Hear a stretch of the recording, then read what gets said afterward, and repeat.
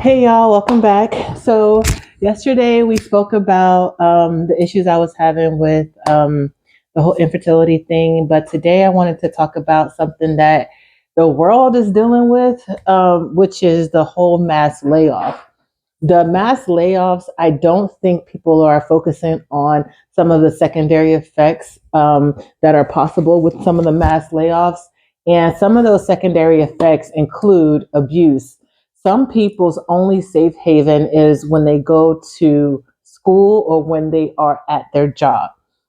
Right now, we have a mass layoff happening, and some of the secondary effects that people may not think about will be the effects of these victims being abused even more so. Now, of course, people will say, it's not my fault, they should leave, blah, blah, blah. We all know that, but we also know that you can't put how you would do something on somebody else.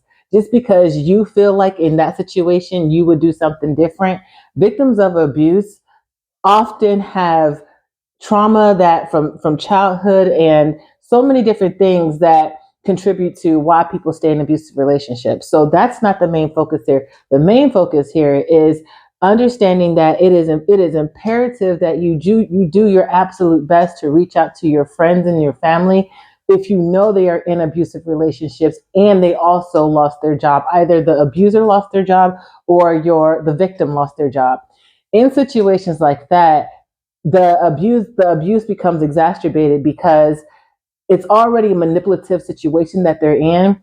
And if you think about it, if the abuse was happening before, think of the abuse that's going to happen after with something that nobody could even control. So a lot of people they're not familiar with financial abuse, but let's say your friend is in a financially abusive relationship and they're the only one working. Well, if they lost their job, randomly lost their job, they could be facing a whole lot more abuse at the home than they did before. And let's not forget the children. This trickles down to child abuse as well, because a lot of times the abuser will take it out on the children as well. So this is a very dangerous space and time that we're in. And I want to just bring it to the forefront of people's minds and just make people a little bit more aware that if you know that your friend is in an abusive relationship, now would be the time to go online and find one of those. Usually on a domestic violence website, they have some of those forms. Is basically like a plan of action, and that form basically says like the person's name,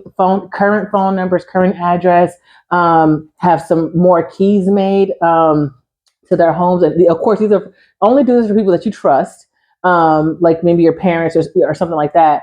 But you need to start creating these circles and use these forms to kind of help you identify the plan of action to take if something was to happen. Because beforehand, you might have felt like you can deal with the abuse because while you were at work, you wasn't, being abused, or your abuser was at work while you were at home, which was the only place of peace that you had.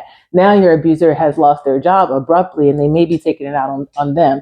So this plan of action is imperative that everybody's on the same page. So making sure that other people that you trust have keys to your home. And the plan of action basically says, if you don't hear from me from this point in time to this point in time, this is what needs to be done. Or it'll say, these are the passwords. It's basically a safety net when it comes to either an exit strategy or, God forbid, the worst case scenario. Then everybody's on the same page. And this is something that you can send out to your friends via email, and or you can print it out and just have people to put on their refrigerator so that if anything was to happen, that everybody's on the same page.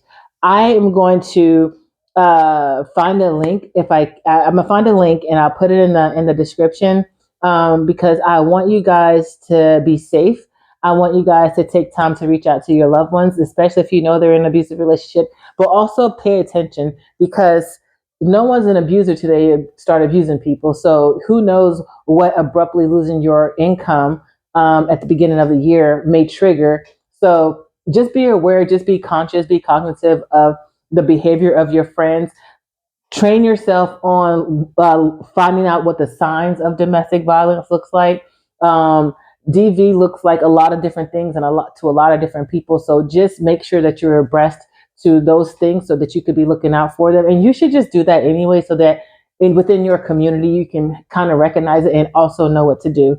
But I wanted to make this video because I did a TikTok earlier and I was like, let me hop on over to YouTube and put the information out there as well. So again, go to any domestic violence awareness website that's like either .gov or well, usually a lot of the .coms have it too, but maybe not .gov. But I think like a lot of the .coms have it. But yeah, just find it, print it out, give it to your friends, and create a plan for your loved ones because we don't want people feeling like we've forgotten about them, and we also don't want them to suffer in silence. Thank you guys. Thanks for hanging out. Until next time.